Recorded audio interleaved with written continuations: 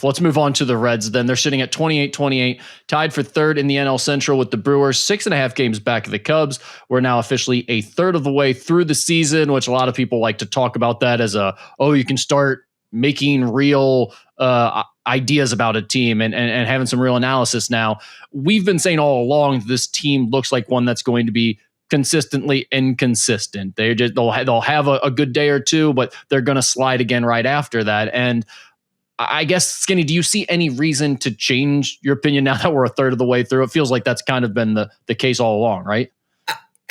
So, yes, to your point, yes, because it's been proven out through 56 games. But then I look and go, okay, Spencer Steer's starting to hit a little bit.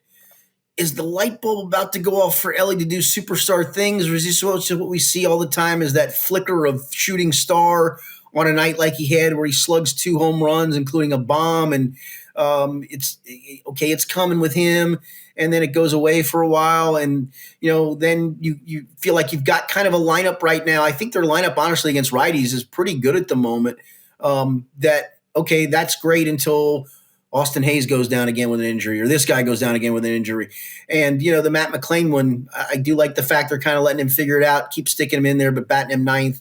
Do you say, okay, he's close to having the light bulb go off? I'm on that teeter part where I don't want to go overboard to the negative side, but I also can't bring myself to go, they're about to go on a run, because they don't have guys that have proven to go on a run. I mean, I hope this stretch, because Ellie's actually had a pretty good stretch of games in addition and prior to the 2 home run game in Kansas City.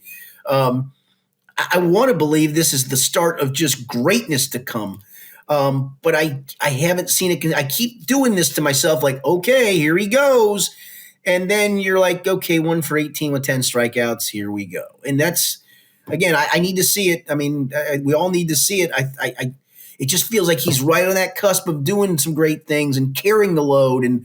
But it's so hard to go all in, right? Because then the offense did some really good things against the Cubs, and what happened? The bullpen imploded on 2 nights. And so even when the offense was doing good things, the starters had a spot where they just weren't getting deep into games, and you had to turn to the bullpen. The bullpen was a disaster, and it's why it feels weird even that this team is at 500, because it suffered so many goofy, ugly losses, right? Yeah.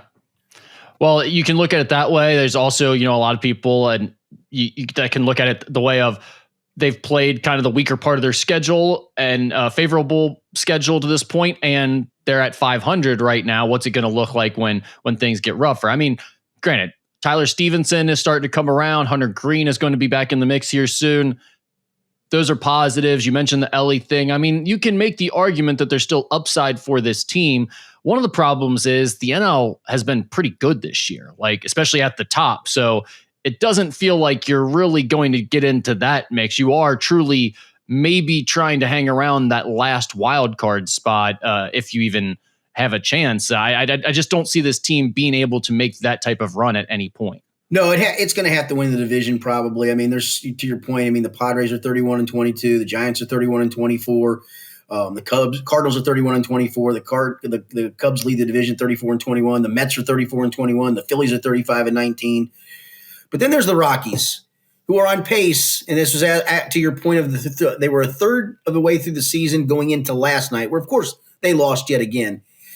Through the third part of the season, they're on pace to go 27-135.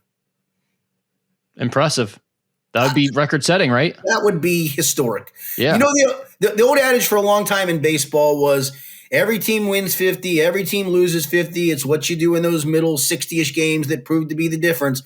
They can't even get halfway to 50, basically. Yeah, this is a true outlier. This is a true outlier. This is true awfulness. Yeah, when there's always that, like the NBA team that's real bad and everyone goes, oh, could Kentucky beat the Philadelphia 76ers? Right. Or whatever. This is one of those situations where we might have a real question of like, could some lower level team be able to beat them? That might be a possibility because they are a true lower level organization right now. Paul Skeens on the mound for LSU would have a fighting chance. Yes, exactly. I mean, there's no question in my mind. I got 27 wins, man. What are we? So it's funny. So I've got a friend of mine who he was in Florida a couple of weeks ago, and he said it was the day the Orioles fired their manager. He said, "Hey, I can't make a bet on my app in Florida." He said, "Would you mind making a $100 win bet on Baltimore on this day?" I'm like, "Yeah, sure, I'll do it." And he said, "I'll pay you when I get back, or I can Venmo you." I said, "No, just I'll see you next week. Just pay me when you get back." And put the bet down. And unfortunately for him, Baltimore lost. And he came in, gave me a crisp $100 bill, and said thanks. I said, "Yeah, sorry, I was hoping to pay you." He said, "It doesn't matter, dude." He goes, "I've made about $4,000 just fading the Rockies." I'm like, "Seriously?" He goes, "That's all I do is just fade the Rockies." I said, "Yeah, but you got to give so much in juice." He goes, "Does it matter? You're not paying the juice because they never win." It's a great point. It is a great point. Good for him. I mean, I don't know that I have really anything else on the Reds. It just kind of feels like that's where we're at with them right now. And I mean, it's hopefully some of these guys get healthy and start playing better. But that's the part. I'd like to see what this team can do if healthy. I mean, Christian Encarnacion Strand's had some rehab at bats. I think he's going to have probably a couple more rehab games. Hopefully he can add some punch to the lineup when he comes back up. And again, every time I want to just dive in on Ellie and just call him a superstar, it fades. Again, he is the perfect epitome of shooting star. Like when it bursts, you go, whoa. And you go, wait a minute, where did it go? And I hope this is the start of greatness for him. It feels like it's closing in on that. Yep.